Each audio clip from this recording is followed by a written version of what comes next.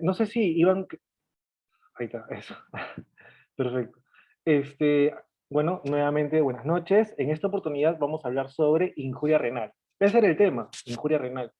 Pero hay dos términos muy importantes que a veces se suelen mezclar, que es injuria renal aguda y enfermedad renal crónica. De repente habíamos escuchado antiguamente el término insuficiencia renal, ¿no? De repente hemos escuchado ese término. Bueno, ya no se utiliza actualmente. Insuficiencia renal ya no y esta se clasifica o se diferencia de la enfermedad renal crónica. La pregunta es, ¿cuál es la diferencia? ¿Qué cosa es la injuria renal aguda y qué se diferencia de la enfermedad renal crónica? Creo que esas son dudas muy importantes, muy interesantes, que lo vamos a develar hoy. Así que cualquier duda que tengan, pueden levantar, como somos pocos, hay que aprovechar eso, pueden levantar la mano o hacer preguntas por el chat en cualquier momento. Yo voy a estar fijándome o de repente Yamilet me pasa la voz para poder responderle si es que queda alguna duda pendiente. Comenzamos. Cabe destacar que esta ponencia o esta exposición está basada para alumnos de medicina humana, no para profesionales. Entonces, los términos que se van a utilizar van a ser términos básicos para que se pueda entender con mayor tranquilidad. ¿Está bien? Entonces, comenzamos. Comenzamos con IRA, que es injuria renal aguda, y enfermedad renal crónica, un poquito para que vean la diferencia. Para comenzar hablando de injuria renal aguda, es decir, para definir la injuria, el daño del riñón, primero hay que entender cuáles son las funciones del riñón. Acá hay una mnemotecnia que les puede servir, que no es mía, yo la escuché de un docente llamado el doctor Manuel Uriceño, si no me equivoco, cardiólogo. Él mencionó una mnemotecnia que a mí se me quedó y es muy buena mnemotecnia y las quiero compartir con ustedes. La mnemotecnia es renal. ¿Cuáles son las funciones del riñón? Son las siguientes. Comenzamos con la R. ¿R de qué? De regulación del equilibrio hidroelectrolítico. ¿Por qué es importante definir las funciones? Porque es ahí, es decir, es en la pérdida de las funciones cuando encontramos a la injuria renal. Entonces, si nosotros no sabemos cómo funciona normalmente un riñón, ¿cómo podemos determinar que el paciente tiene una injuria renal? Entonces, primero, rápidamente hay que definir las funciones renales. Y van a ver ustedes que el riñón no es un mero órgano que se encarga de la filtración glomerular y de la formación de la orina. No solamente eso, muchas cosas más. Por eso que la nefrología es tan apasionante. El riñón se encarga de la regulación del equilibrio hidroelectrolítico. ¿Qué quiere decir esto? Ustedes estudiarán, yo sé que algunos de ustedes están aquí de segundo, tercer, cuarto ciclo, quinto ciclo, de repente ya de ciclos superiores. Voy a tratar de ser lo más claro posible para nuestros compañeros más jóvenes, de segundo ciclo, por ahí.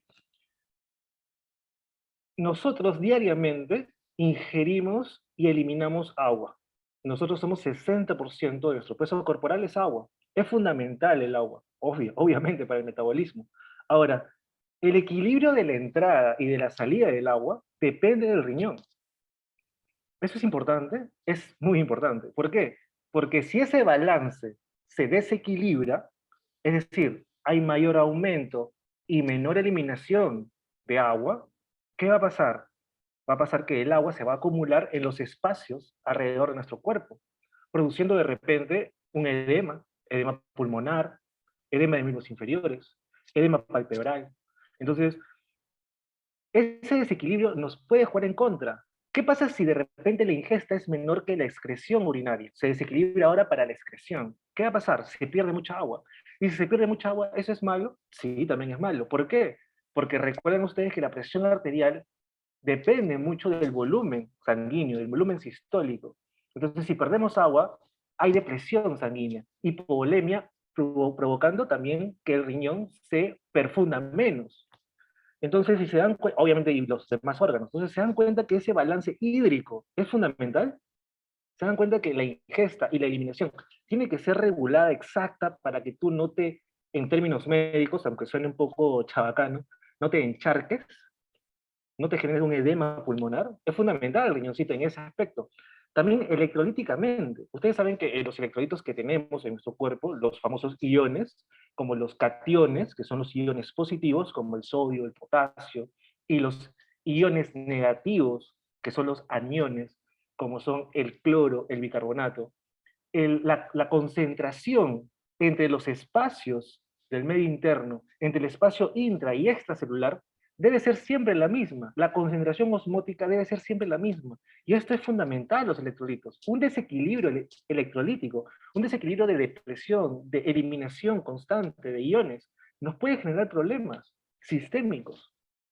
Entonces, ¿quién se encarga de regular que tú, todos los días que te comes tu rica salchipapa, ¿no? Que es harta sal, o tu rico lomo saltado, uy, qué rico, ¿no? Disculpen que le dé un poquito de hambre, pero, no sé, tu platanito con harto potasio. ¿Quién controla que esa entrada de sodio, esa entrada de potasio, se elimine con tal de que las concentraciones de sodio y de potasio se mantengan siempre en las mismas concentraciones?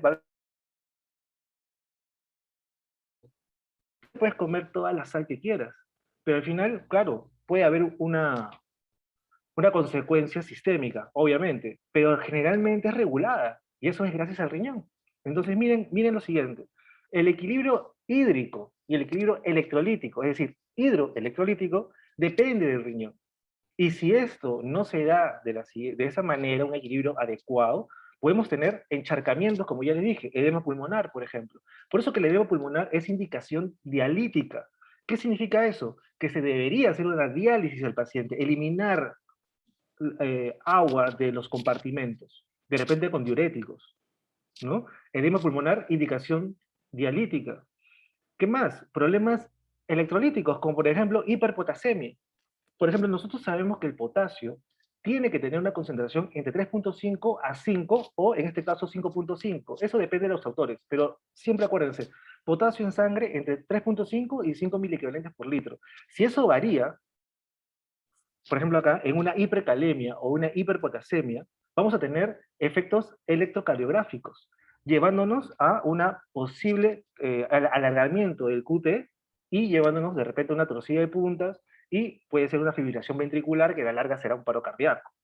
Entonces, ese desequilibrio de potasio, tan chiquitito como están viendo ustedes a nivel sanguíneo, puede generar problemas cardíacos y sistémicos. Entonces, esa función es fundamental.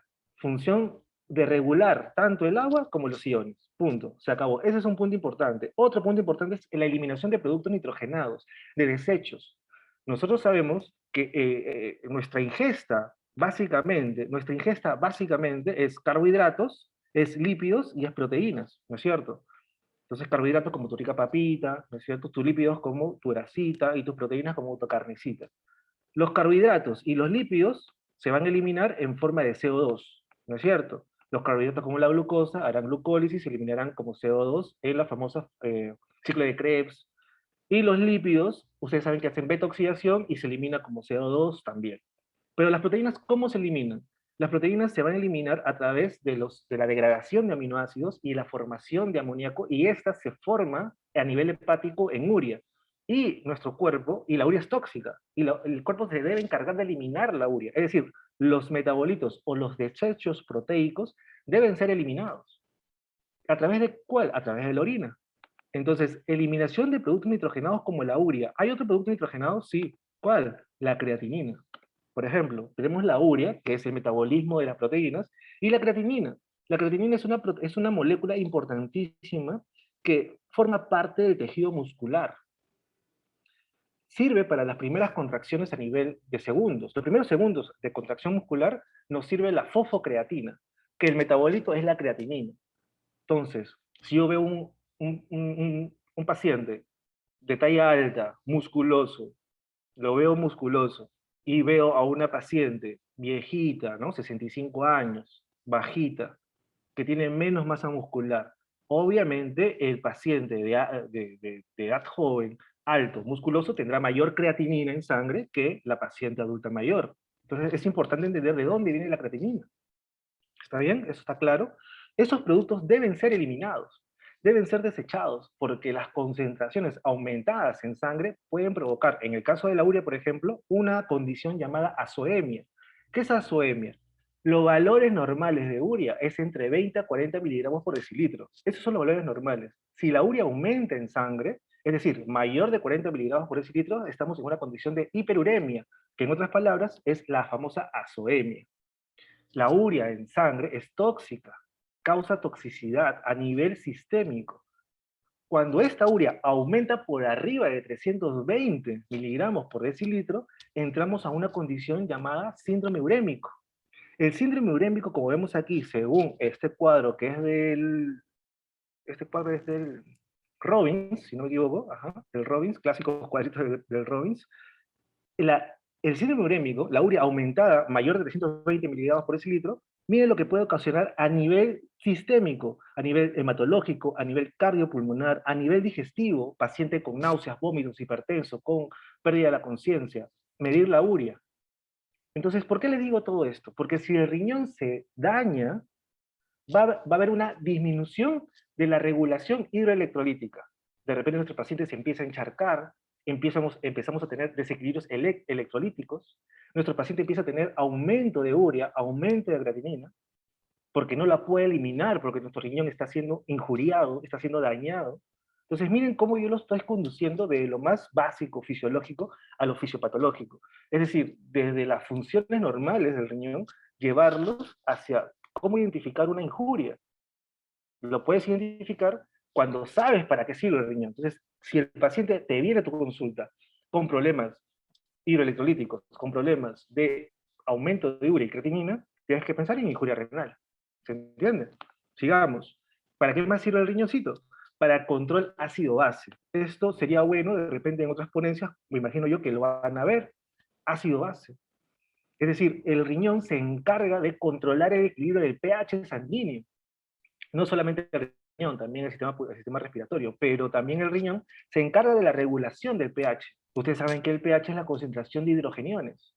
Entonces, si este pH varía en la sangre, nosotros sabemos que el pH sanguíneo, la concentración de hidrogeniones sanguíneos, el pH es de 7.35 a 7.45, si eso varía, el paciente empieza a tener o acidosis o alcalosis. ¿Y eso es dañino, Rudy? Claro que sí, porque esos pHs, esos cambios de pHs, permite que las enzimas modifiquen su accionar. El metabolismo se ve afectado y eso al paciente lo puede llevar a problemas sistémicos. ¿Quién regula eso? El sistema respiratorio y el sistema renal. Los riñones permiten regular el pH. Importante, ¿no es cierto? Uh-huh. ¿Qué más? No solamente eso, sino también el riñón se encarga del sistema hormonal. Es decir, el riñón forma parte del sistema endocrino, Rudy, forma parte. La mayoría de órganos sintetizan hormonas. El corazón sintetiza péptidos natriuréticos. El hígado sintetiza hormonas esteroideas, ¿no es cierto? ¿Qué más? Casi todo el tejido adiposo sintetiza hormonas, también adiposinas. El riñón sintetiza hormonas, participa en el sistema endocrino, participa. ¿Cómo así? Bueno, por ejemplo, ¿de qué? De la hormona angiotensina 2. ¿No es cierto? Ustedes recordarán, por fisiología, el sistema renina-angiotensina-aldosterona. Es un sistema que responde a una hipotensión debido a diferentes situaciones. Esta hipotensión, o una hipoperfusión, mejor dicho, una hipoperfusión renal, va a ser dosada por las células yuxtaglomerulares para comenzar al sistema renina-angiotensina-aldosterona, provocando un aumento de la presión arterial. Y ese sistema permite una activación de la angiotensina 2 de la aldosterona, provocando que forme parte del sistema hormonal del riñón. No solamente eso, sino también se ha visto que los pacientes diabéticos mejoran en enfermedades renales crónicas. ¿Cómo? A ver, aguántame. ¿Cómo que los pacientes diabéticos mejoran su clínica en enfermedad renal crónica? Lo que pasa es que la insulina normalmente se metaboliza y se elimina a nivel renal. Pero como el paciente empieza a tener enfermedad renal crónica, la insulina se excreta menos. El tiempo de vida media, el tiempo que se queda la insulina en sangre, es mayor en pacientes con enfermedad renal crónica.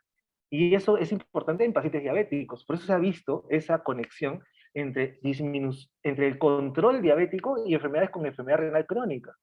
Entonces estos pacientes que empiezan a tener enfermedad renal crónica empiezan a nivelar adecuadamente su hiperglicemia. Interesante ese punto. No solamente eso, sino también participa en la producción de prostanoides. Ustedes recordarán que el ácido araquidónico, un ácido carboxílico importante, a través del metabolismo de las ciclooxigenasas 1 y 2, van a formar prostanoides como las prostaglandinas. Eso es importante, es importantísimo, porque la prostaglandina E2, sobre todo, causa vasodilatación arterial a nivel renal, permitiendo una buena perfusión. Entonces, esto es importantísimo. También, aparte de eso, el riñón, y ya vamos a la letra D, el riñón activa, activa a la vitamina D. Entonces, la vitamina D, ustedes saben que es importantísimo. ¿Para qué? Para la absorción de calcio a nivel intestinal, ¿sí? Y también para, la vitamina D es importante para provocar una buena absorción del calcio a nivel óseo. Entonces la vitamina D es fundamental, pero una vitamina D activada, una vitamina D funcional, y eso lo permite el riñón. ¿Qué más? Tenemos también que el riñón participa en la formación de glóbulos rojos, gracias a que a las células mesangiales del riñón sintetizan eritropoyetina, y eso permite una eritropoiesis adecuada. Entonces, conclusión, miren, estos tres puntos, regulación, eliminación y control de ácido base, se ve influido, se ve dañado en injuria renal aguda. Si el paciente empieza a tener problemas de estos tres, más problemas hormonales, como cuáles, por ejemplo, Rudy, ¿te acuerdas la de angiotensina 2? El paciente empieza a tener hipertensión, hipertensión no controlada. El paciente empieza a tener la angiotensina 2 elevada, la aldosterona elevada, empieza a tener osteoporosis, porque como no se activa la vitamina D a nivel renal, porque el riñón sirve para activar la vitamina D, entonces la vitamina D no se activa por problemas renales, y eso puede provocar una disminución en la absorción de calcio, provocando osteoporosis. Osteoporosis. ¿Qué más? La vitamina E, eritropoyetina, la vitamina E, perdón, la letra E, eritropoyetina. Entonces un paciente con enfermedad renal crónica también tiene compromiso hormonal. Entonces, como hay poca síntesis de eritropoyetina, el paciente empieza a tener deficiencia en la síntesis de glóbulos rojos, por lo tanto, anemia. Entonces, miren, chicos, llévense este concepto. Un paciente con injuria renal aguda está comprometido en estas tres funciones, en la R, en la E y en la N, regulación, eliminación y control, ácido base. Pero un paciente con enfermedad renal crónica, las funciones del riñón se dañan, aparte de estas tres, se incluyen los problemas hormonales, osteoporosis, anemia, hipertensión arterial. ¿Se entiende la diferencia? Entonces, clínicamente yo puedo dar una idea de si es paciente con injuria renal aguda o con enfermedad renal crónica. Si el componente hormonal está dañado a nivel renal, estoy seguro que el paciente tiene enfermedad renal crónica. No tiene injuria renal aguda, tiene enfermedad renal crónica. Cuando ya se ve comprometido la función hormonal renal, el paciente entra en enfermedad renal crónica. Esa es la diferencia con injuria renal aguda. Es un detalle muy interesante. Bueno, antes de continuar, yo le ofrecí a la asociación, le ofrecí mis diapositivas. Las personas que quieran mis diapositivas en formato PDF, las voy a compartir, si ustedes gustan, no hay problema. Lo único que tienen que hacer es seguir a la página de la Asociación Peruana de Estudiantes de Medicina Humana de la UCSUR, es así, apmh.ucsur, y a mi cuenta del curso de acompañamiento que hago, de @mundomédico26. Lo único que tienen que hacer es seguir esas cuentas, después, al momento de las exposiciones, tomar una foto y etiquetar tanto a la asociación, a esa cuenta, como a mi cuenta Mundo Médico 26. Entonces, lo único que tienen que hacer es, a la hora de la exposición, hasta el final, si ustedes quieren, pueden tomar screenshot, subirlos a sus historias de Instagram, etiquetar de repente a la asociación, obviamente, y a Mundo Médico, y nosotros veremos a los que han compartido, pues les pasaremos por interno, le pasaremos las diapositivas en formato PDF. Si me dicen, Rudy, mi cuenta es privada, bueno, mandas por mensaje directo, ya sea a la asociación o a la cuenta de Mundo Médico, mandas una foto de que has compartido esa historia, ya que tu cuenta es privada y no la podemos ver. ¿Sí? Rudy, no tengo Instagram. Sí, yo sé, es difícil eso, pero es que es la única manera de poder llegar a más personas. Esta es la manera de poder, lo hacemos más que todo para que las demás exposiciones que se están iniciando, porque esta es una asociación joven, que se están iniciando a partir de ahora, pues tengan más llegada, llega a más personas. Recuerden que esta es netamente, están haciendo de la universidad científica, entonces nosotros como compañeros, como nuestra alma mater, debemos ayudarnos entre nosotros, ¿no es cierto? Entonces, a veces dicen que uno no es profeta en su tierra, ¿no? A veces dicen que entre los compañeros de un mismo lugar se destruyen. Y no debe ser así, ¿no es cierto? Debemos apoyarnos, creo yo, ¿no es cierto? Perfecto. Entonces, rápidamente, si no hay más, si alguien tiene una pregunta, puede levantar la mano, no hay problema. Puede levantar la mano o pueden escribir por el chat si tienen alguna pregunta. No hay ningún problema. La respondemos de una vez, si quieren. ¿Está bien? Entonces, ¿por qué quiero hablar de anatomía? Porque va a ser importante cuando hablemos de una causa de injuria renal aguda. Rápidamente, no quiero abordar mucho esto, solamente quiero ir de frente al grano.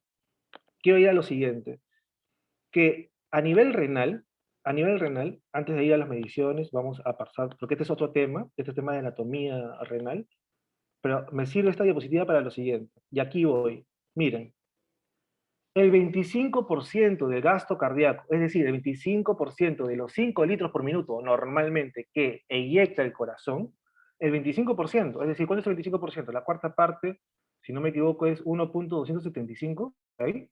¿No? 1.275 mililitros, ¿no es cierto? Ya, el 25% del gasto cardíaco, de la sangre que eyecta el corazón en un minuto, el 25% se va al riñón, a irrigar al riñón, ¿ya? Ese 25%, mira, llega por las arterias renales. No vamos a hablar de anatomía aquí. Lo único que quiero que entiendan es lo siguiente, que ese 25%, la mayoría del 25% va a irrigar la corteza renal, que es esta rosadita que está acá. ¿Sí? La médula renal, que está compuesta por estas pirámides inversas, estos triangulitos que están de cabeza, llamadas pirámides de Malpighi, o médulas, o médula renal, o pirámides medulares, o pirámides renales, esta médula renal va a ser la que menor cantidad se irrigue. Es decir, de toda la sangre que le llega al riñón, que es el 25% de gasto cardíaco, el 80% va a irrigar a nivel de la corteza renal y el 20% a nivel de la médula renal. Y de ese 20%, el 5% va a llegar a la papila renal, que es esta sección de aquí, a la papila renal, que es esta sección. Ojo al dato, ¿quiénes se encuentran a nivel de la papila renal o quiénes se encuentran en la médula renal? Se encuentran estos túbulos, unos túbulos, las asas de Henle y los túbulos colectores. ¿Por qué quiero decir eso? Porque imagínense ustedes que algo le sucede a nuestro paciente, que la irrigación sanguínea disminuye, la perfusión sanguínea disminuye a nivel renal. Imaginémoslo por un momento. Esa irrigación sanguínea que disminuye a nivel renal, ¿qué será más afectado? ¿La corteza o la médula? Sabiendo las diferencias en el porcentaje de irrigación. ¿Qué creen ustedes que va a pasar? ¿Dónde va a haber más afectación? ¿A nivel cortical renal o a nivel medular renal? ¿Dónde creen ustedes que podría haber problemas? Si quieren, le pueden escribir por el chat. ¿Dónde creen ustedes que va a haber problemas en la disminución de flujo, si hay una disminución de flujo renal? ¿A nivel de la corteza o a nivel de la médula? Perfecto. Muy bien, Luis, te felicito. A nivel medular, excelente. A nivel medular, eso es obvio. Muchas gracias, Luis, por participar, excelente. Obvio por lo que estoy diciendo, ¿no es cierto? Se entendió entonces. Entonces, la médula va a ser afectada en un paciente que tenga una disminución en la perfusión sanguínea renal por X motivos. Un montón, hay muchos motivos por los cuales hay una disminución en la perfusión, pero lo que tengo que tener claro es que lo primero que se va a dañar en mi riñón, ¿qué es? ¿La corteza o la médula? Como bien nos dice Luis Aarón, lo primero que se va a dañar es la médula renal. Y entre la médula renal, ¿cuál es lo primero que se daña? La papila. La papila es lo primero que se daña. Necrosis papilar, una causa de injuria renal. Entonces, ojo a ese dato, anatomía, te va a servir para entender la fisiopatología. ¿Sí? Eso nomás quería tocar con esta diapo. Entonces, vamos a la definición de injuria renal aguda, ¿les parece? ¿A qué definimos con injuria renal aguda? Injuria renal aguda es, según Harrison, que es un libro de medicina interna, nos dice lo siguiente. Es una lesión o injuria de carácter agudo, es decir, de corto tiempo, de inicio, irreversible, pero escuchen bien, irreversible, es reversible, o sea, se revierte. Por eso es que antes se denominaba insuficiencia renal. Pero cuando un riñón se vuelve insuficiente, es decir, que un riñón no cumple sus funciones, una insuficiencia no se revierte. Una insuficiencia como la insuficiencia cardíaca, insuficiencia hepática, depende del órgano, ¿no es cierto? Pero generalmente no se revierte. Entonces, llamar de insuficiencia renal está mal dicho. Por eso que se empezó a crear otro término, que es injuria renal aguda. que es una lesión renal de carácter agudo, pero que es reversible. Puede ser reversible si es que se da o se actúa en el momento indicado. Y recuerden las funciones del riñón, importantísimo el riñón. Si nosotros no controlamos esa injuria renal, vamos a tener problemas hidroelectrolíticos, problemas en la eliminación de productos nitrogenados, problemas ácido-base, y si el paciente entra en enfermedad renal crónica, problemas hormonales. Imagínense todos los problemas, no solamente no voy a orinar, no voy a eliminar, no, miren, todos los problemas que puede tener un paciente con injuria renal aguda. ¿Se dan cuenta? Dice, menos de 3 meses de duración. Menos de 3 meses de duración, eso significa carácter agudo, con pérdida repentina de la función renal, con aumento del boom sanguíneo. ¿Qué significa boom? Boom significa nitrógeno ureico sanguíneo, es decir, la cantidad de nitrógeno sanguíneo. Aumenta el boom sanguíneo. ¿Cuánto es lo normal, Rudy? Lo normal del boom sanguíneo es más o menos de 10 a 20 miligramos por decilitro. A nivel sangre, el boom es de 10 a 20 miligramos por decilitro. Entonces, cuando el paciente empieza a aumentar el boom sanguíneo, nitrógeno ureico sanguíneo, o sea, blood ureic nitrogen, ¿no es cierto? Disculpen mi inglés. Cuando aumente ese boom, yo puedo saber que el paciente está entrando en injuria renal, porque como aumenta el nitrógeno en sangre, yo puedo deducir que mi riñón no está funcionando adecuadamente, porque una de sus funciones era la eliminación de productos nitrogenados. ¿Ven que está conectado las funciones con las definiciones de injuria renal aguda? Aparte, o aumento de la creatinina sanguínea, obvio, porque el riñón no está funcionando adecuadamente. Entonces, por lo tanto, la creatinina no se elimina y se queda a nivel sanguíneo. O ambos, o sea, la urea aumentada y la creatinina aumentada. Generalmente asociada a oliguria. ¿Qué significa oliguria? Nosotros normalmente, la diuresis de un paciente generalmente es entre 1,5 litros a 2 litros al día. Generalmente es así.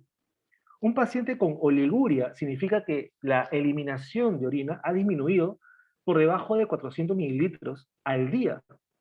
Cuando la diuresis de nuestro paciente es por debajo de 400 mililitros de orina, la producción de orina al día, por debajo de 400 mililitros, estamos en oliguria. Y decimos que el paciente tiene anuria cuando el paciente empieza a tener una disminución de la diuresis por debajo de 100 mililitros de orina al día. Entonces, generalmente, la injuria renal aguda, escuchen, generalmente, la injuria renal aguda es una lesión renal de causa aguda y generalmente reversible, que se caracteriza por un aumento de creatinina sanguínea, por un aumento de boom sanguíneo, o por un aumento de urea sanguínea, si quieres, la concentración de la urea en la sangre, acompañada generalmente de oliguria, una disminución de la diuresis. Generalmente, Rudy, hay casos de injuria renal aguda con poliuria, con aumento de la orina. Poliuria significa orinar más de 2 litros al día. Inclusive algunos textos dicen más de 3 litros. ¿Hay casos? Sí hay casos, pero no es lo común. Lo vamos a ver más adelante, pero no es lo común. Entonces, ya definimos lo que es injuria renal aguda. Creo que con ese concepto se pueden ir tranquilamente. Yo podía haber comenzado con esta diapo, pero me parece, para llevarlos más didácticamente y más pedagógicamente, primero hablar de las funciones renales, para luego pasar a la fisiopatología, a la injuria renal aguda. ¿Sí? ¿Está claro? No sé si hasta acá hay alguna duda. ¿Hasta acá está claro? ¿Alguien tiene una pregunta hasta aquí? ¿Se entendió lo que es injuria renal aguda? ¿O hay alguna duda? Si alguien quiere preguntar, aprovechen un momento. Bueno, aunque creo que al final dijo Yamilet, ¿no es cierto? Pero si quieren preguntar, aprovechen en cualquier momento, yo encantado, ¿sí? Siguiente, entonces. ¿Qué nos dice Farreras, otro libro fundamental en medicina interna? ¿Qué nos dicen? Que se caracteriza por un descenso rápido, horas o días, y sostenido de la tasa de filtración glomerular. ¿Qué es la tasa de filtración glomerular? Es, en otras palabras, que el paciente empieza a filtrar menos sangre. Nada más. La tasa de filtración glomerular normal es entre 90 a 120 mililitros de plasma filtrada por minuto. Eso es lo normal. Los riñones, repito, filtran normalmente de 90 a 100, o sea, de 90 a 120 mililitros de plasma sanguíneo es filtrada en el riñón en un minuto. Esa es la tasa de filtración glomerular. Entonces, cuando disminuye de manera rápida y sostenida esta tasa de filtración glomerular, según Farreras, a eso le denomina injuria renal aguda. Y se evidencia, obviamente, si se filtra menos sangre, los compuestos nitrogenados van a aumentar en sangre, yo creo que eso es obvio. Entonces se evidencia con la elevación del boom y de la creatinina sérica, es decir, la creatinina en sangre. Y puede acompañarse o no en un descenso de la diuresis. Eso dice lo mismo que Harrison, ¿no? Puede acompañarse igual de oliguria o no. Entonces, perfecto. Este es un review de la Sociedad Internacional de Nefrología de 2014, que en esos años se está discutiendo todavía la definición correcta de injuria renal aguda.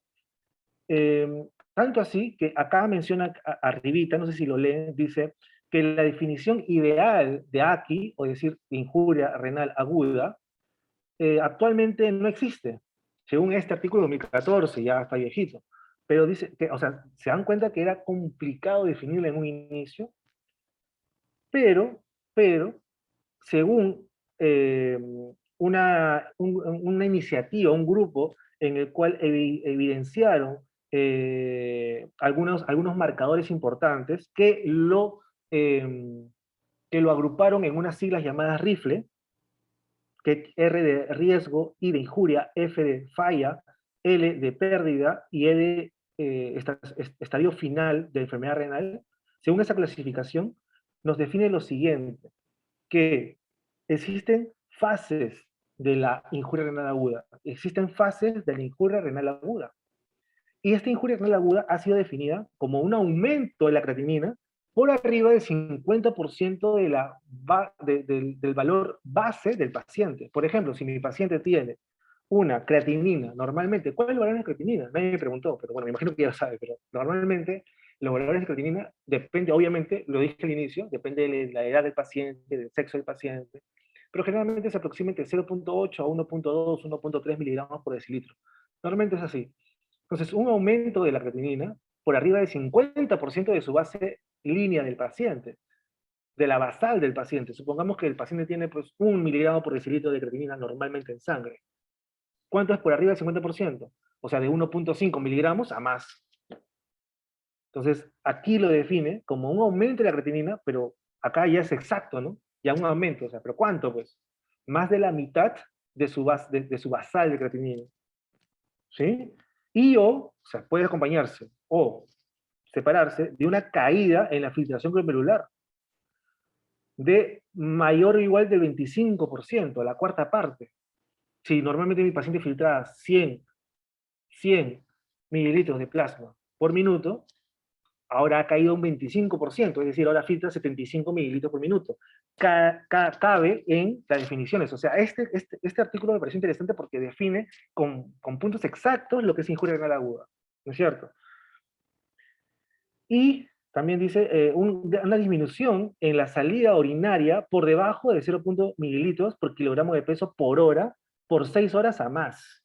Miren qué exacto. Esto es definición de oliguria, porque normalmente el paciente orina 1 mililitro por kilogramo de peso por hora, normalmente. Acá es la mitad. ¿Sí? Entonces, vamos definiendo lo que es injuria renal aguda, ¿se dan cuenta? Creo que ya está más claro, ¿no es cierto? Lo que es injuria renal aguda.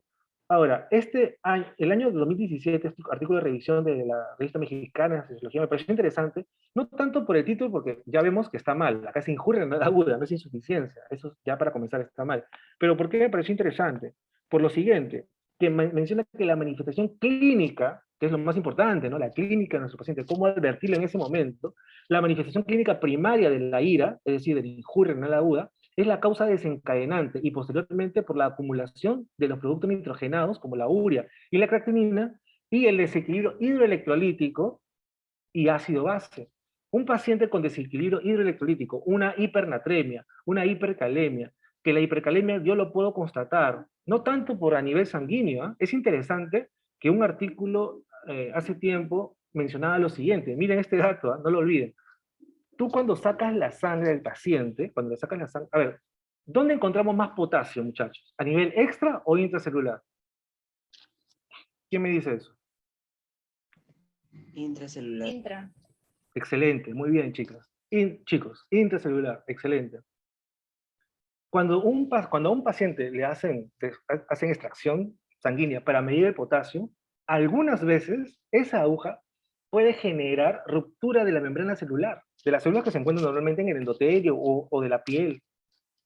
Esa ruptura de las células permite que el potasio acumulado, como ustedes me han dicho, el potasio que está dentro de la célula, que en mayor concentración, que ese potasio salga al medio extracelular. Y cuando tú doces el potasio, puede ser que el potasio esté aumentado, pero sea una hipercalemia falsa. Puede ser, ¿se entiende? Entonces la pregunta es, ¿cuál es el verdadero examen auxiliar que me puede determinar hipercalemia o hiperpotasemia, en otras palabras? ¿Alguien tiene una idea? Lo dije al inicio, no sé si estuvieran atentos. ¿Alguien tiene una idea de cuál es ese? ¿Saben cuál es? Es el EKG, el electrocardiograma. Un electrocardiograma me indica si el paciente tiene hiperpotasemia, definitivamente. Más que una prueba, obviamente es importante, pero un EKG me indica que ya tiene principios de hiperpotasemia. Una T picuda, un aumento del QRS, una onda P plana. Eso es importante. Entonces, desequilibrio hidroelectrolítico. El paciente empieza a tener diferencias en el pH, empieza a tener un paciente con problemas cardíacos. Entonces te das cuenta que es muy sistémico.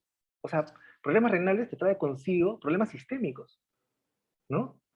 Taquicardias ventriculares, problemas cardíacos, problemas sistémicos por la urea elevada, náuseas, vómitos, puede generar una encefalopatía urémica.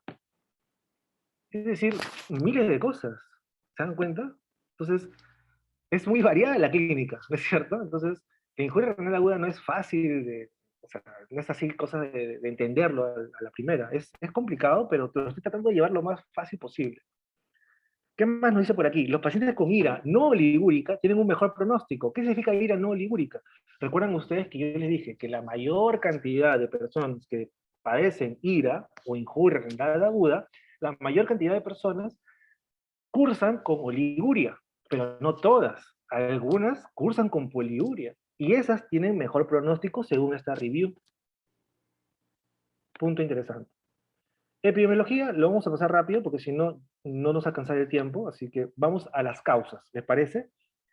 O la clasificación de injuria renal aguda. ¿Cómo se clasifica la injuria renal aguda? Se clasifica de la siguiente manera. A ver, el riñón puede ser dañado de manera didáctica para que ustedes puedan entender. Este es un cuadro del Harrison. Este es un cuadro del Harrison. Típicos casi cuadritos del Harrison. Del libro Harrison de Medicina Interna. El riñón puede ser dañado por tres maneras, por tres vías, digámoslo así. ¿Sí? Tenemos nuestro riñoncito, puede ser dañado por tres vías. O por lo que llega al riñón, puede ser dañado por lo que llega al riñón, a eso que puede dañar al riñón, que mientras está llegando, a eso le llamamos causas prerrenales, que todavía no llega al riñón. Causas prerrenales. Eso puede dañar al riñón. Puede llevarnos a una injuria renal aguda. Otras causas pueden ser que el riñón esté dañado por alguna condición interna del riñón. Esas causas serán las causas intrínsecas o causas renales, que me pueden llevar a una injuria renal aguda. ¿Qué más? El riñón está conectado, cuando salen los uréteres del riñón, sale por la pelvis renal, el uréter está conectado por la vejiga. Entonces, todo lo que, y problemas después del riñón, cualquier problema que ocurra en ese mecanismo postrenal, cualquier problema, por ejemplo, me parece que han tenido una clase de HBP, ¿no es cierto? De hiperplasia benigna de próstata. Entonces, por ejemplo, un paciente con HBP puede generar que ustedes han visto en la clínica, no sé si han estado presentes, pero la clínica de HBP es que esa hiperplasia benigna de próstata, producto de problemas en la zona de transición prostática, genera una obstrucción, un síndrome obstructivo, y no permite la salida de la orina. ¿Y qué hace la orina? Se queda ahí en la vejiga. ¿Y qué hace? Se regresa, pudiendo provocar hidronefrosis o pudiendo provocar injuria renal aguda. En conclusión, las causas del daño renal pueden ser prerrenales, pueden ser renales o pueden ser posrenales. Así se clasifican. Entonces, cuando tú tienes un paciente, urea, creatinina elevada, oliguria, probablemente, y alguna causa en historial médico que te lleve a pensar que es injuria renal aguda, piensa estas tres probabilidades. O hay un daño prerrenal, hay un daño en el riñón, o hay un daño postrenal. Inmediatamente en tu cabecita, al toque debes pensar esas tres posibilidades. Rudy, te pregunto, ¿qué debo hacer primero? ¿Qué me aconsejas según la estadística? ¿Cuál es la principal causa? Porque nosotros como futuros médicos nos debemos basar en epidemiología, en probabilidades. Es decir, ¿qué es más probable? ¿Qué tipo de bacteria me causa más neumonía? Neumococo, pues en pacientes adultos. Entonces, primero doy mi antibiótico-terapia para neumococo y después para los demás, como Haemophilus influenza o los demás que siguen, ¿no? Moraxella catarrhalis, Klebsiella pneumoniae. Entonces, ¿qué es más probable? Entonces, igual es aquí. ¿Cuál es la mayor probabilidad de causas de injuria renal aguda? ¿Las prerenales, las intrínsecas o las postrenales? Y mira, ahí te la voy a poner. Las prerenales. Las causas prerenales son las principales causas de injuria renal aguda, de problemas renales agudos, de injuria, de lesión renal aguda. Y dentro de las causas prerenales tenemos, en primer lugar, punto número 1, shock hipovolémico, hipovolemia. No hay shock hipovolémico, hipovolemia, disminución de la perfusión sanguínea a nivel renal. Algo pasa antes del riñón, algo en las arterias renales, algo sucede que la sangre no llega correctamente al riñón. Algo sucede que me genera lesión renal aguda. Hipovolemia. ¿Qué me puede generar hipovolemia? Tantas cosas, ¿no? Shock séptico, shock hipovolémico, shock obstructivo, pericarditis, taponamiento cardíaco, hemorragias, trombosis de los vasos sanguíneos que llegan al riñón, aterosclerosis, estenosis renal, un montón. O sea, cualquier cosa que me evite que la sangre llegue al riñón. Causas prerenales. Disminución del gasto cardíaco. Por ejemplo, infarto agudo miocardio. Un infarto agudo miocardio disminuye obviamente un infarto. Creo que vieron estos días también la fisiopato de infarto, de IMA, infarto agudo miocardio. Obviamente un paciente con infarto va a disminuir el gasto cardíaco, disminuye el output, ¿no? o la eyección de sangre. Por lo tanto, llega menos sangre al riñón. ¿Qué más? Hipertrofias ventriculares, insuficiencia cardíaca, ¿no? La famosa falla cardíaca, excéntrica, intrínseca, hipertrofia ventricular izquierda, ¿no? Cor pulmonale, un montón. O sea, cualquier cosa que evite que la sangre llegue al riñón. Disminución del volumen circulante eficaz, es decir, que sí hay sangre, pero no llega correctamente al riñón, se encharca, se queda por ahí, por otros vasos sanguíneos, se queda acumulado. Por ejemplo, insuficiencia cardíaca congestiva. El corazón no es suficiente, el corazón tiene problemas para bombear la sangre. La principal causa de insuficiencia cardíaca, cardiopatías isquémicas, infartos. La segunda causa, hipertensión arterial. Tercera causa, valvulopatías, ¿no? Insuficiencia mitral, estenosis aórtica. Insuficiencia hepática también. ¿Por qué la insuficiencia hepática me permite una disminución del volumen circulante? ¿Por qué? Porque el hígado, ¿qué sintetiza? La albúmina. Y si el paciente es hepatópata, si el paciente es hepatópata, vamos a tener una disminución de la albúmina sanguínea. ¿Y eso por qué es importante? Porque la albúmina es importante para la presión oncótica o coloidosmótica sanguínea. Y si no hay albúmina, ¿qué va a pasar con la sangre? Se va a generar edemas, va a salir por la presión hidrostática aumentada, va a salir a los espacios. Y la sangre y el plasma se va a ir por todos lados, menos al riñón. Por eso una disminución del volumen eficaz circulante. Deficiencia de la autorregulación renal. Esa es fisiología renal que de repente en otra oportunidad podríamos conversar. Pero para que entiendan más o menos, el riñón tiene una autorregulación en su perfusión renal a través de la prostaglandina E2, que permite la vasodilatación de la arteriola aferente. Si la prostaglandina E2 no se encuentra adecuado, la arteriola aferente no vasodilata, sino se vasoconstriñe, disminuyendo la perfusión hacia el riñón. ¿Quiénes causan que la prostaglandina E2 no se sintetice? Fármacos que bloqueen a la enzima que convierte a prostaglandina E2 como la ciclooxigenasa. Los famosos inhibidores de la ciclooxigenasa, los inhibidores de la COX como los AINES, los antiinflamatorios no esteroideos, como diclofenaco, ketorolaco, naproxeno, meloxicam, piroxicam, etelocopsid, celecoxib, acetaminofén o paracetamol, también un poquito. Los IECAS o los BRA también me generan problemas en la autorregulación. ¿Por qué? Porque los IECA me van a evitar la síntesis de angiotensina 2. Y la angiotensina 2 es importante primero en la vasoconstricción de la arteriola eferente, para que mejore la tasa de filtración glomerular. Pero después eso me puede generar problemas. Los BRA, los antagonistas de receptores de angiotensina 2, los receptores de AT1, por ejemplo. Son términos farmacológicos, de repente no los quiero marear, pero en otras palabras, ciclosporina, que es el inhibidor de la calcinurina, importante para la producción de interleuquina 2, importante para la regulación inmunitaria. Ciclosporina se utiliza en pacientes que tienen problemas autoinmunes. Se da ciclosporina para disminuir la inmunidad. No es muy común, pero bueno, se utilizaba antes realmente. Entonces, ¿qué quiere decir esto? Que problemas también medicamentosos pueden llevarnos a situaciones de injuria renal aguda, de origen prerrenal. Entonces, lo primero que yo te aconsejo, bueno, no soy nadie para aconsejarte, soy estudiante igual que ustedes, estoy en séptimo ciclo, no soy doctor todavía, pero he escuchado muchas ponencias, he leído y me he dado cuenta de lo siguiente, que obviamente lo primero que tengo que pensar en un paciente con probabilidad de injuria renal aguda, si te preguntan en el hospital, en tu internado, cuando hagas pases, lo primero que tengo que pensar es en lesión prerrenal. Y tengo que pensar inmediatamente en shock, que es primer puesto, hipovolemia. Algo está pasando que la sangre no llega al riñón. Presión arterial, le mide la presión arterial.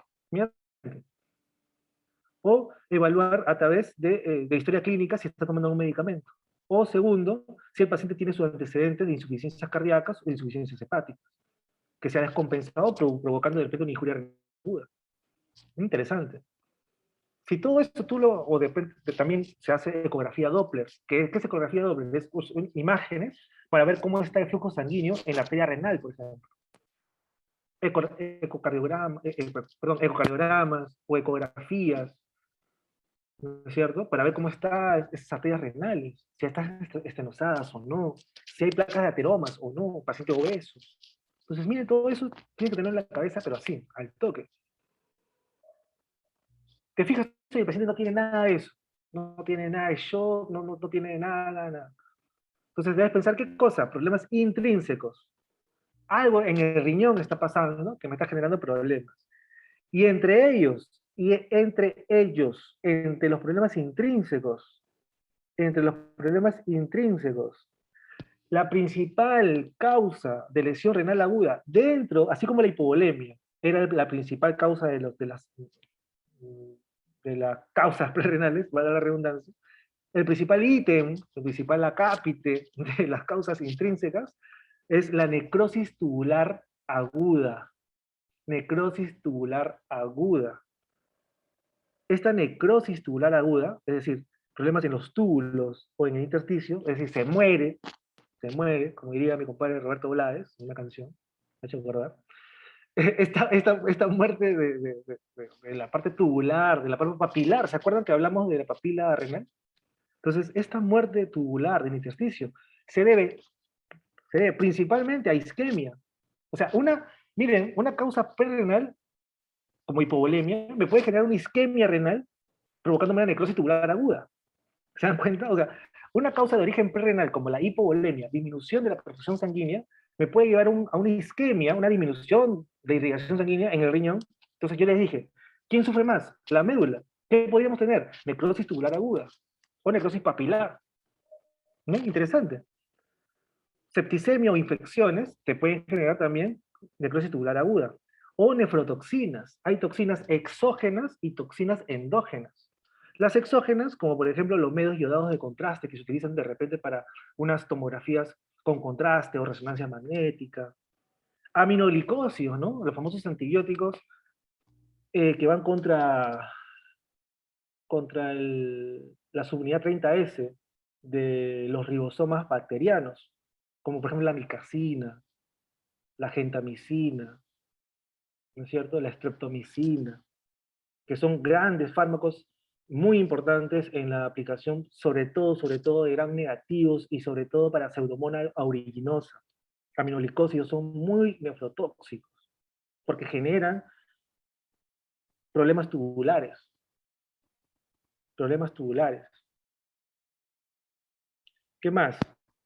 Anfotericina B, un gran antifúngico, muy importante, y también se utiliza muchísimo en lo que es la leishmaniasis, por ejemplo.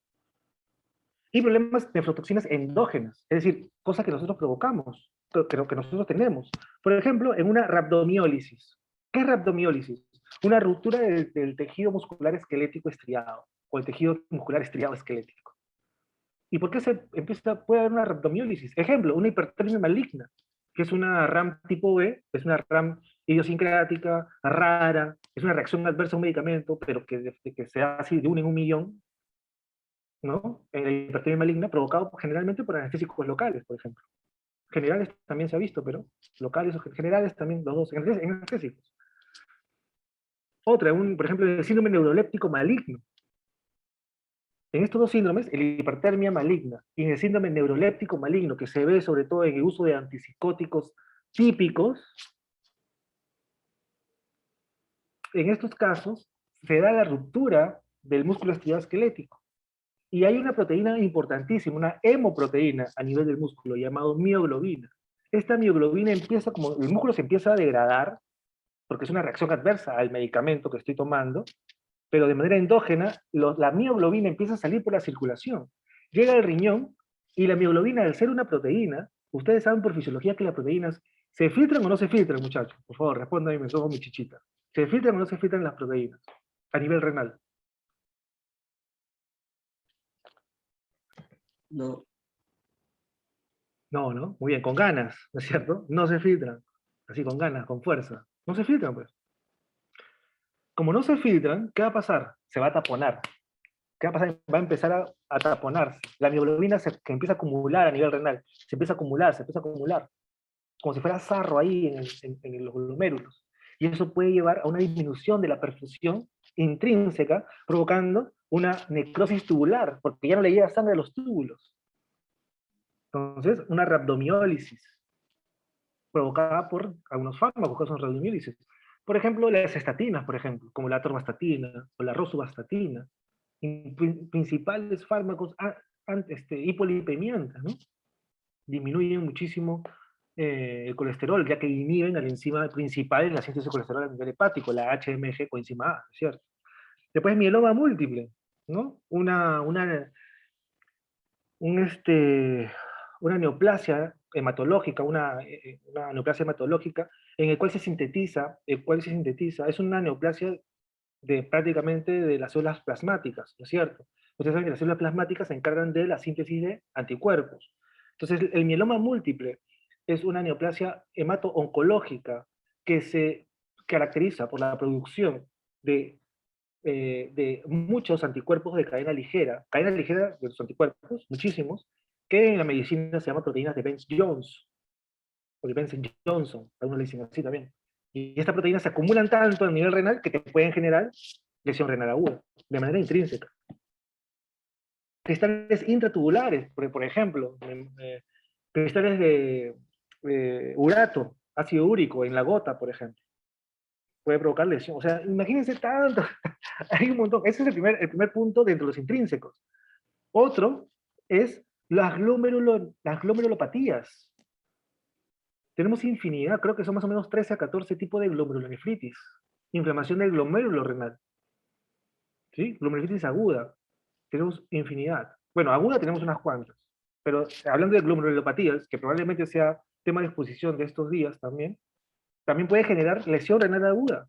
Es decir, un problema en la filtración glomerular, ya sea en la membrana de filtración glomerular. Ahí se producen las glomerulopatías, ya sea en el endotelio fenestrado, ya sea en la membrana basal, o ya sea en los podocitos. En una de esas tres va a provocar lesión renal aguda.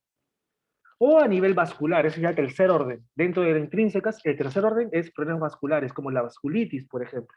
La famosa vasculitis, como la poliangitis microscópica, como la granulomatosis de Wegener, productos de los ANCA, ¿no? De los anticuerpos antineutrofílicos, o anticuerpos contra el citoplasma de los neutrófilos, ¿no? Hipertensión maligna.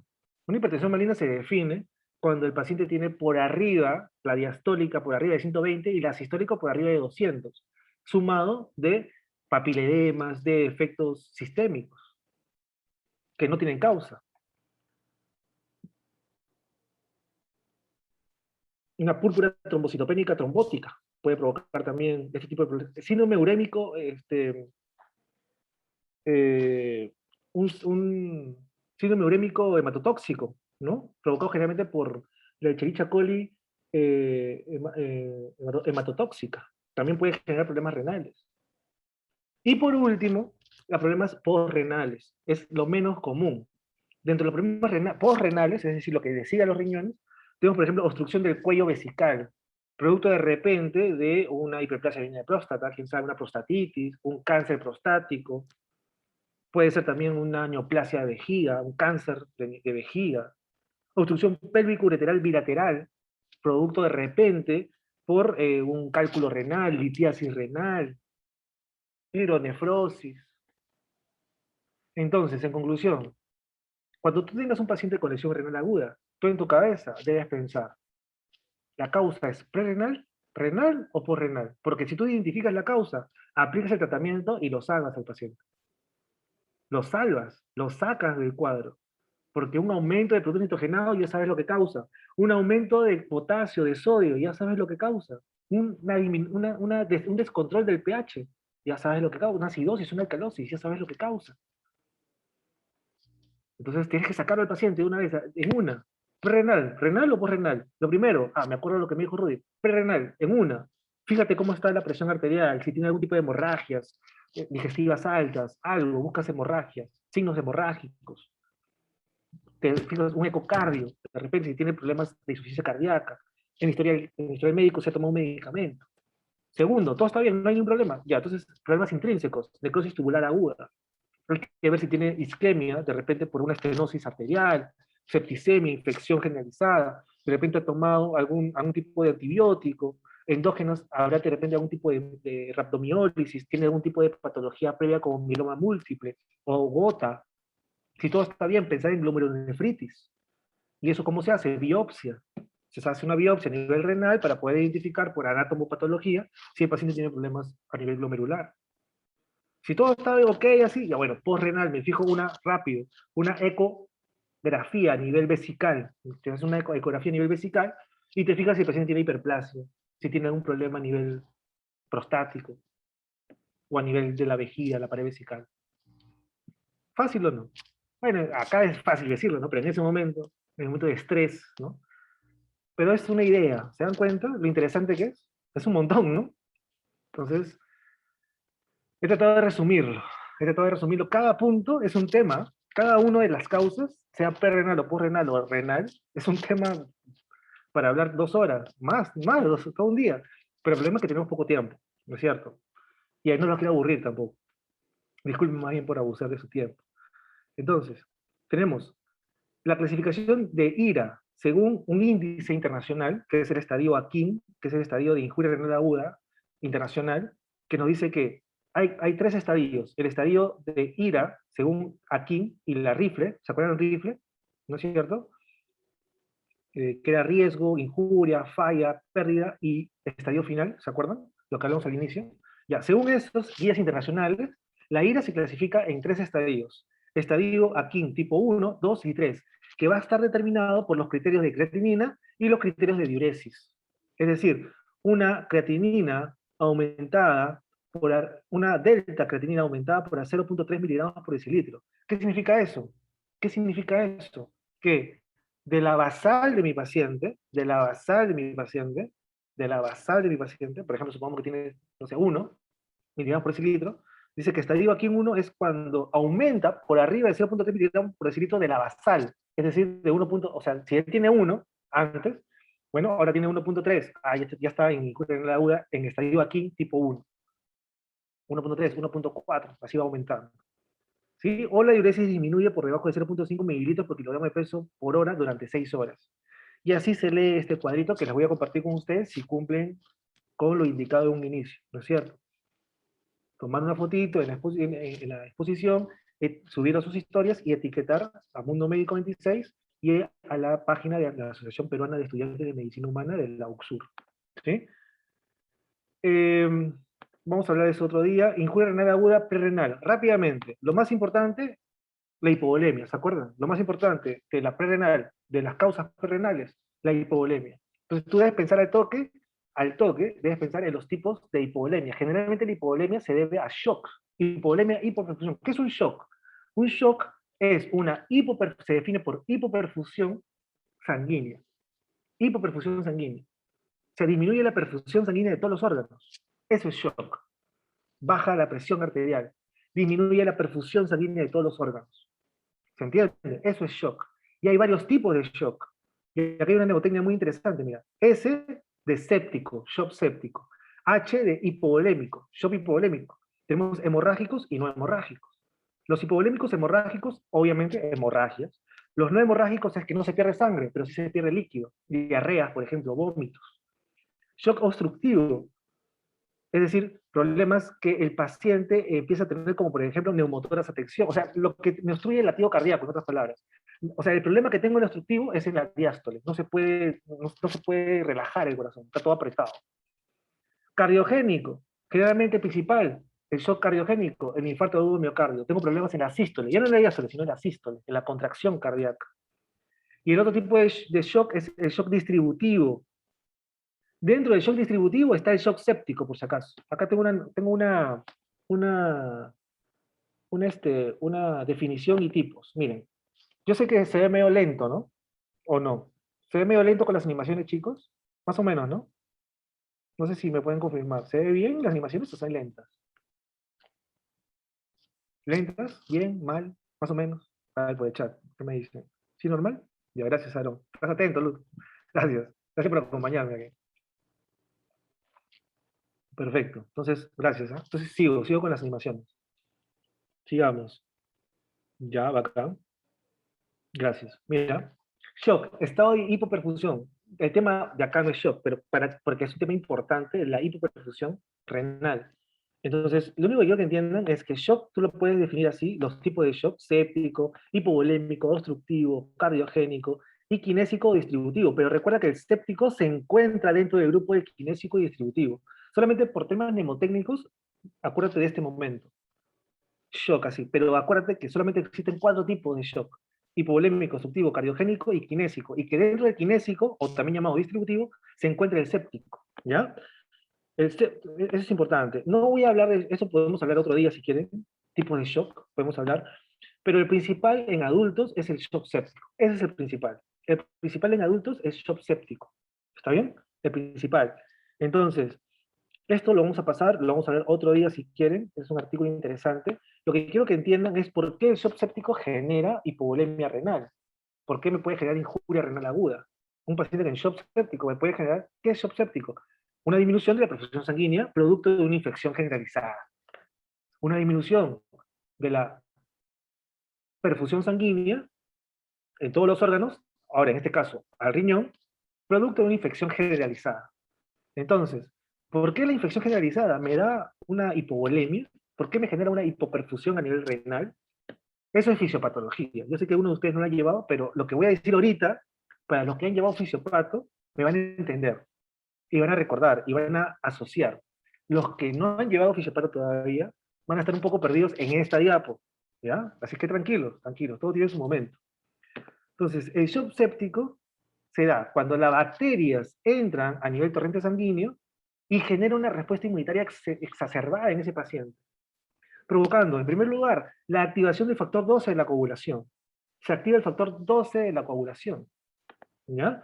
Eso genera un estado protrombótico, porque el factor 12 se activa y por lo tanto se activa toda la cascada de la coagulación, por lo tanto por la vía intrínseca por lo menos. Bueno, eso era antes, ¿no? Ahora todo está junto, pero para que entiendan, se va a activar todo el efecto protrombótico.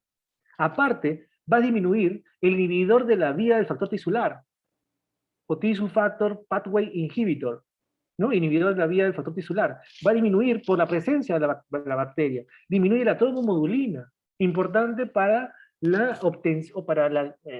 bloqueo natural de la trombina. Y va a disminuir la proteína C, que es importante para activar a la proteína S, que inactiva al factor 5 y al factor 8 activado. Es decir, activa los factores de coagulación e inactiva los factores anticoagulantes naturales. En conclusión, coágulos por todos lados. Eso sucede también con el COVID. Aparte, aumenta el PAI, que es el inhibidor del angiotensógeno, el inhibidor del activador del plasminógeno. El inhibidor del activador del plasminógeno, es decir, inhibe la activación del plasminógeno que me ayudaba a degradar trombos. Se inhibe, o sea, se da la inhibición de esa activación. Por eso es que protrombótico, todo nuevamente, aumenta la trombina, aumenta el factor tisular, aumenta el factor de von Willebrand. Eso me genera un estado protrombótico. Aparte, las bacterias me van a activar el complemento. Me activan el complemento tanto por la vía alterna como la vía de las lectinas, a nivel de microbios, y por la vía clásica cuando se presentan los anticuerpos G y M.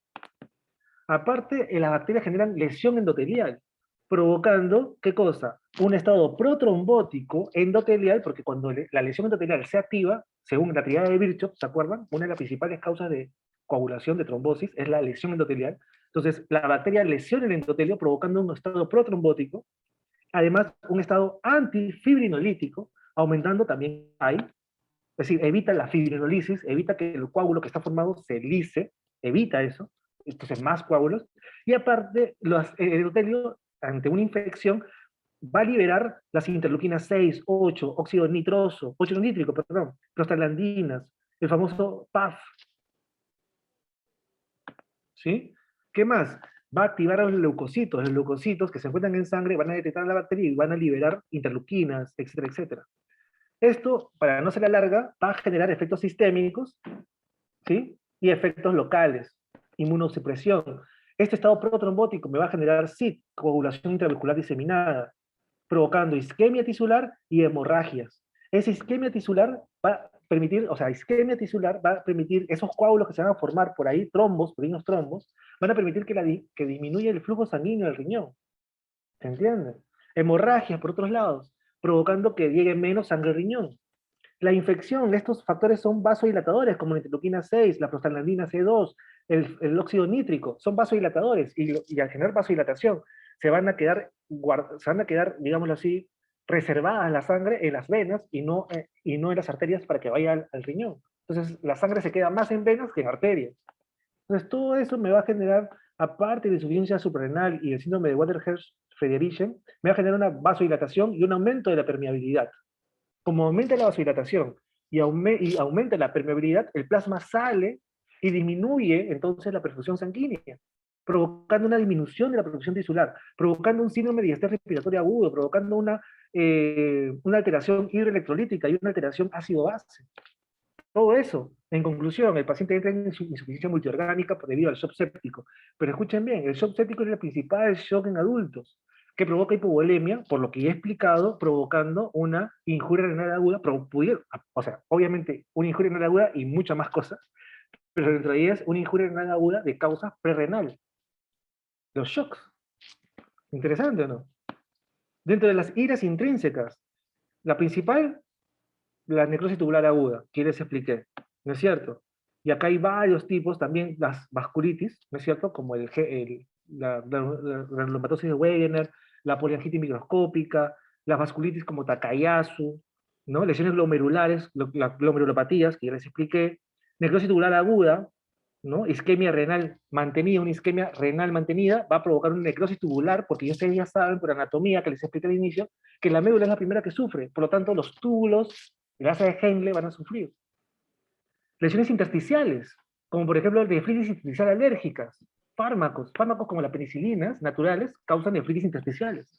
Hay fármacos que son nefrotóxicos, o sea, las toxinas exógenas pueden generar lesiones intrínsecas. Entonces, para entender más o menos las glomerulopatías, que son causas de ira renales intrínsecas, son alteraciones que se dan en la membrana de filtración glomerular. ¿Y por qué se produce eso? ¿Cómo debuta mi paciente con glomerulopatías? Ojo a esos estadios clínicos.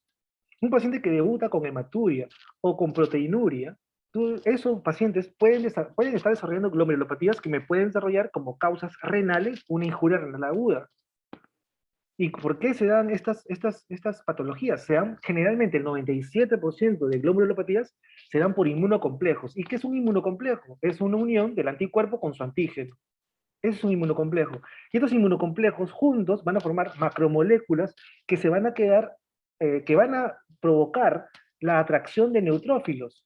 Y esos neutrófilos van a generar una inflamación, aparte de la activación de la vía clásica del complemento. Esa vía clásica de complemento genera inflamación.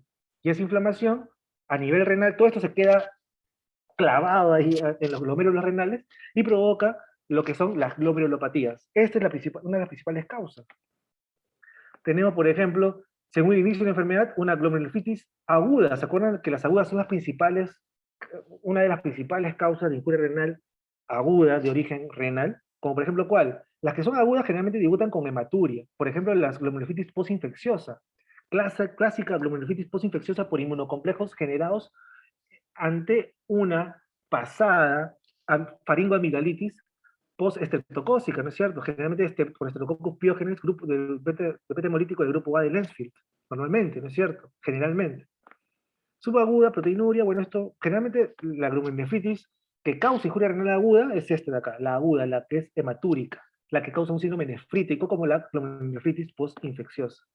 Después también hay toxinas exógenas que pueden generar problemas renales, como los antibióticos. Aquí le puse una lista de los antibióticos que se eliminan generalmente por vía renal. Las que se eliminan por vía renal son las que generalmente ocasionan una necrosis intersticial renal que pueden provocar una injuria renal aguda. Por ejemplo, la mayoría de penicilinas causan nefritis intersticiales. La mayoría de cefalosporinas. Carbapenems, ¿no es cierto? Carbapenems. ¿Qué más? Como el imipenem, ¿no? El meropenem, ertapenem, ¿no? Muy importantes en la últimas indicaciones, pero importantísimas para el tratamiento de pseudomonas. Astrionam, que son monobactans, vancomicina, ¿no? Un glicopéptido importantísimo para el tratamiento de Staphylococcus aureus multidogo resistente, los famosos MARSA. La daptomicina, muy importante, el lipopéptido. Aminoglicósidos que habíamos mencionado, como por ejemplo la micacina, la streptomicina, importantísimo para gran negativos, para, para, para, para combatir el pseudomonas, ¿no? Muy importantes para neumonías hospitalarias de causa de pseudomonas. La mayoría de fluoroquinolonas son nefrotóxicos, porque se eliminan por vía renal, como la levofloxacino, la ciprofloxacino, la moxifloxacino, importantes para gran negativos, importantes también para problemas de neumonía bacteriana. Trimetoprim con sulfametoxazol, el famoso Bactrim, también se elimina por vía renal y puede generar problemas renales. Las polimixinas, es decir, generalmente los antibióticos que se eliminan por vía renal me pueden provocar eh, una, una necrosis intersticial provocándome una injuria renal de causas renales. Acá le puse un cuadrito para que lo tengan ustedes también cuando lleguen antibióticos. Estos son los cuadros que yo les presento a los chicos cuando les doy asesorías para farmacología, ¿no? Los reúnen cuadros, que es la mejor manera de estudiar fármaco, me parece. Ahí se los dejo para ustedes. También la vasculitis. La vasculitis puede generar también problemas intersticiales, problemas renales, de origen renales, intrarrenales, que pueden generar injuria renal aguda, la vasculitis. Por ejemplo, las asociadas a ANCA. Este artículo muy interesante que nos menciona este cuadrito, que lo pueden encontrar más tranquilamente aquí en el Robbins. Las vasculitis, que son, como su propio nombre lo dice, inflamación de los vasos sanguíneos, hay de diferentes tipos, vasculitis de vasos grandes, de vasos intermedios y vasculitis de vasos pequeños. Estos de vasos pequeños están más relacionados, los que están relacionados con ANCA, que son los anticuerpos, contra los neutrófilos, como por ejemplo la vasculitis, la polivasculitis microscópica, también llamada poliangioitis, no, perdón, polivasculitis microscópica, o poliangeitis microscópica. También tenemos la granulomatosis de Wegener, ¿no es cierto? O también llamada poliarteritis granulomatosa, y el famoso síndrome de Church-Strauss. Entonces, todo ello puede generar, todas esas vasculitis pueden generar, voy a retirar esto porque si no, no vamos a demorar mucho, ya me queda poco tiempo. Quería hablar un poquito de eso, pero listo. Todo eso puede generarme problemas intrínsecos. Ahora, mira lo interesante. ¿Cómo saber clínicamente, y esto quiero que te lo lleves en tu mente, cómo saber, Rudy, si el problema es renal o el problema es perrenal? ¿Clínicamente o laboratorialmente? ¿Puedo saberlo? Lo puedes saber. ¿Cómo? Así, mira. La clínica de la necrosis tubular aguda, que es la principal causa de injuria renal intrínseca, de causas intrínsecas, y la clínica prerrenal, es decir, que el paciente tiene problemas prerrenales, ya sea por hipovolemia y por todo lo que hemos hablado, ¿no? ¿Cómo saber? Mira, en los dos hay oliguria, generalmente, pero en una, el sodio urinario, el sodio que se encuentra en la orina, tú lo vas a medir y se encuentra generalmente por arriba de 40 milequivalentes por litro. En cambio, en la clínica prerrenal, por causas prerrenales, injuria renal aguda por causas prerrenales, el sodio urinario va a estar por debajo de 20 miliequivalentes por litro. ¿Por qué se da eso? Fácil. Porque si el paciente tiene problemas renales, tubulares, la reabsorción de sodio va a estar deficiente.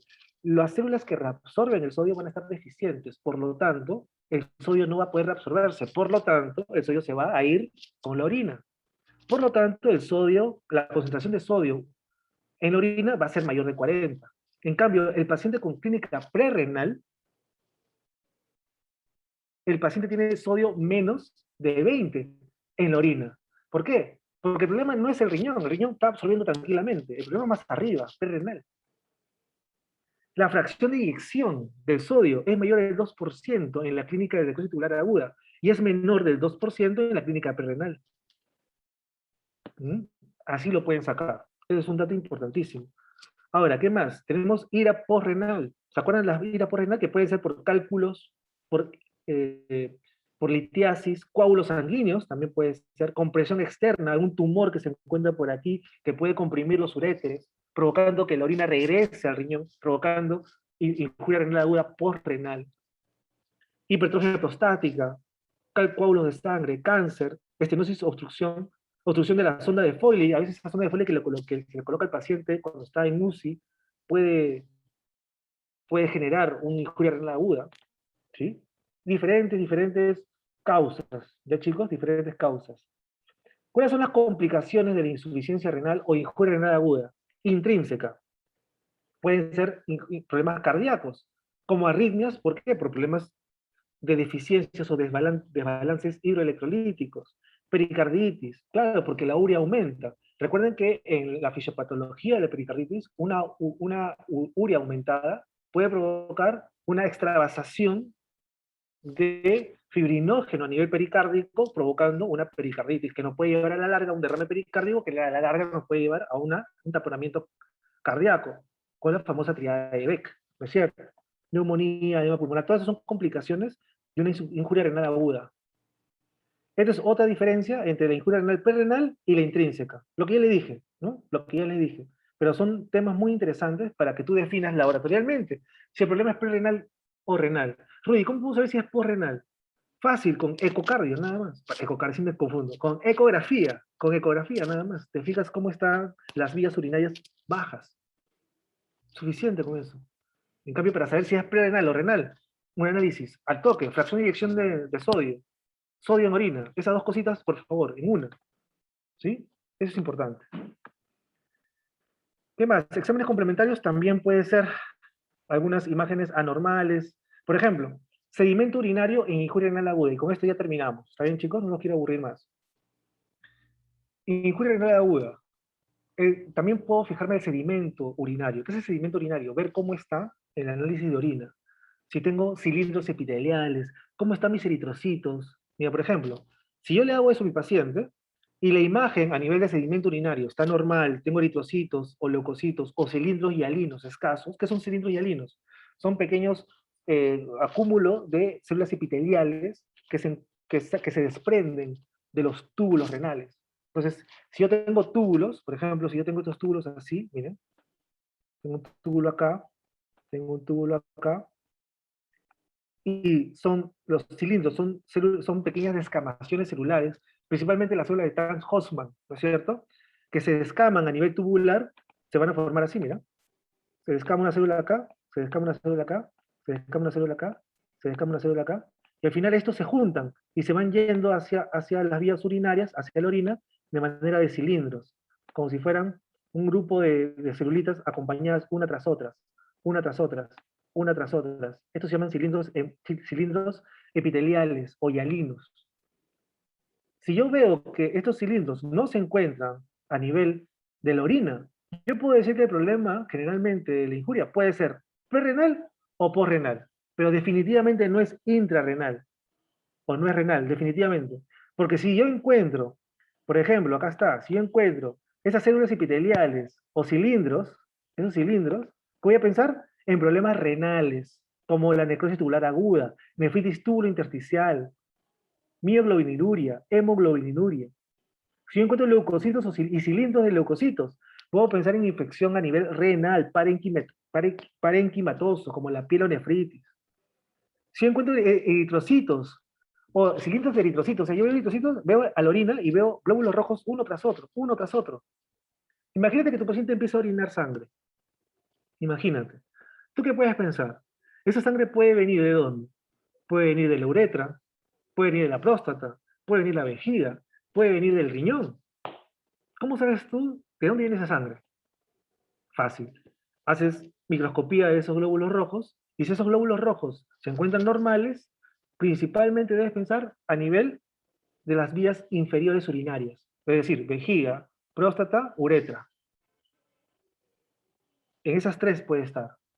En cambio, si el paciente, tú ves el microscopio y ves a los glóbulos rojos no normales, lo ves uno tras otro, cilindros, como si estuvieran formados por túbulos, ahí tú debes pensar en qué? En glomerulonefritis, glomerulopatías. Y si hay eritrocitos, generalmente pensar en síndromes nefríticos. Ejemplo, la principal causa de síndromes nefríticos es la glomerulonefritis postestreptocócica o postinfecciosa. Y así, muchachos, así les puedo hablar un montón, pero vamos a seguir. ¿Está bien? Algunos exámenes complementarios para poder determinar, por ejemplo, el paciente tiene elevada creatinina y elevada urea, ¿no es cierto? Pero tengo que ver, pues, si cómo está su dieta. Yo sé que, por ejemplo, el paciente se va a Longhorn a comer pues, su rico bistec. Obviamente la creatinina en esos pacientes va a estar aumentada. Tengo que descartar si el paciente ha comido carne últimamente o no. Mira, acá está. No lo te digo yo. Dice, el consumo de carne de la dieta puede aumentar el nivel de creatinina. También, ¿cómo puede aumentar la creatinina? ¿Qué examen puedo pedir? Examen de rhabdomiólisis, ¿no? Si está la mioglobina aumentada o no. También tengo que darme cuenta cómo está la filtración glomerular de mi paciente. ¿Y cómo me fijo eso? A través del clearance de creatinina, ¿no? Que ya lo verán en fisiología 3, ¿no? En morfofisiología 3, en tercer ciclo.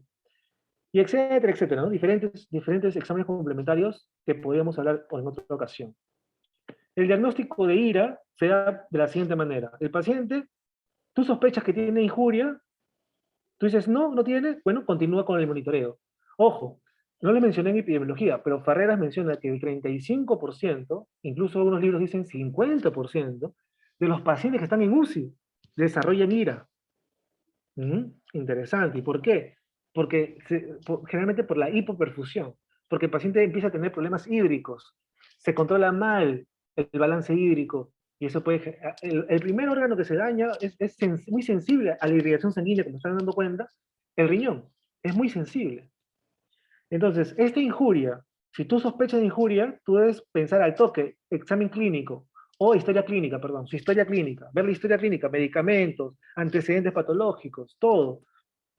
Evaluar laboratorialmente, fracción de eyección de sodio, ¿no? Concentración de sodio en la orina, pedir sedimentación urinaria para descartar si es renal, postrenal, prerrenal. ¿Disminuye la perfusión sanguínea? Sí, sí disminuye la perfusión sanguínea. Ha disminuido la perfusión de la sangre a nivel renal. Disminución de la perfusión sanguínea a nivel renal. Entonces, tú debes pensar que hay una depresión de fluidos, es decir, una hemorragia, una hipovolemia, una insuficiencia cardíaca, una vasoconstricción renal, de repente producto de AINES, producto de aterotrombosis a nivel renal, estenosis bilateral renal. Entonces, miren todo lo que deben pensar al toque, ¿no? Entonces, ¿se dan cuenta que el riñón es como que se reúne toda la medicina se une en el riñón? Por eso es que es interesante la nefrología. Ya, si tú dices, no, no sospecho que es prerrenal, creo que es obstructivo, al toque tú debes pensar en obstructivo. ¿Y cómo me saco cómo descarto si es obstructivo? ¿Qué les dije? Ecografía o ultrasonidos, ultrasonidos e ecografías, en otras palabras, para ver si hay obstrucciones a nivel de la próstata, una litiasis, ¿no? Si yo veo que no, no es obstructivo, entonces debo pensar en problemas intrínsecos ahora. Rudy, pero ¿por qué primero obstructivos y luego intrínsecos? Si obstructivos es 5% de casos. Lo que pasa es que los obstructivos es más fácil detectarlo, al toque nomás con una ecografía. Entonces, si yo veo que no es prerrenal, yo veo que no es obstructivo o postrenal, al toque debo pensar en renal. Y eso generalmente es por nefritis intersticial, glomulonefritis, microangiopatía trombótica por vasculitis, etcétera, etcétera. Y si no es ninguna de esas, es una AQI inespecífica. O sea, puede haber injuria renal aguda que no se detecte realmente cuál es la causa.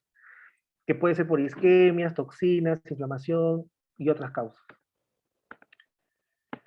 Y bueno, el tratamiento lo veremos en otra ocasión. La terapéutica es muy interesante, pero lo único que quiero que se lleven aquí es que la injuria renal aguda tiene múltiples orígenes, es reversible, a diferencia de la enfermedad renal crónica, que con esta diapo termino. ¿Está bien?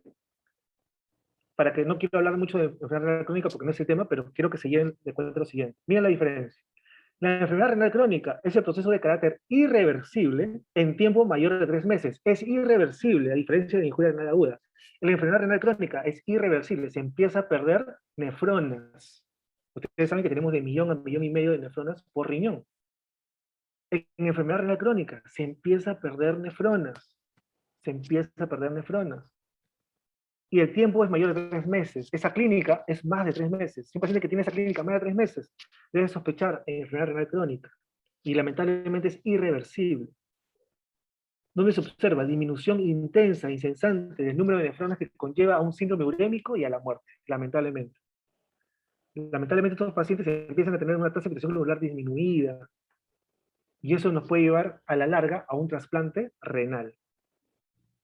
A un trasplante renal.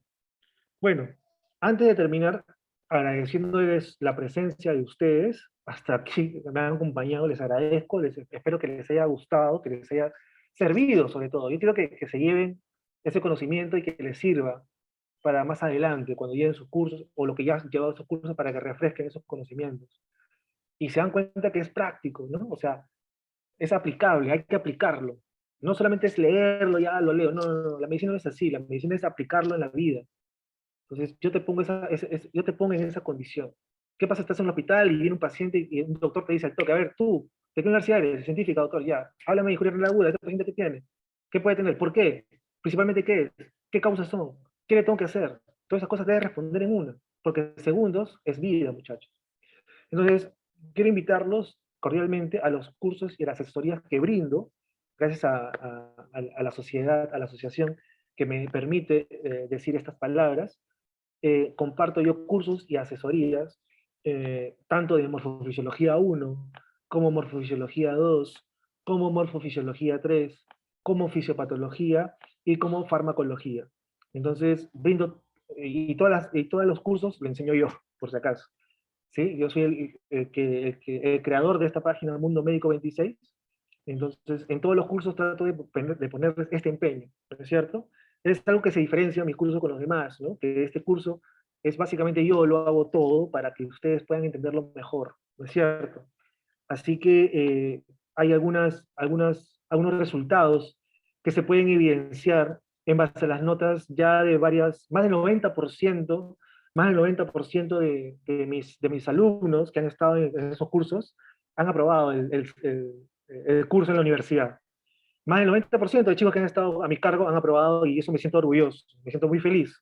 Así que están cordialmente invitados, me pueden seguir en la página Mundo Médico 26 y cualquier duda me la pueden hacer a través de un mensaje directo, y terminado esto, veremos junto a la asociación como en mi persona, veré lo que han cumplido con las indicaciones para pasarle las diapositivas en formato PDF.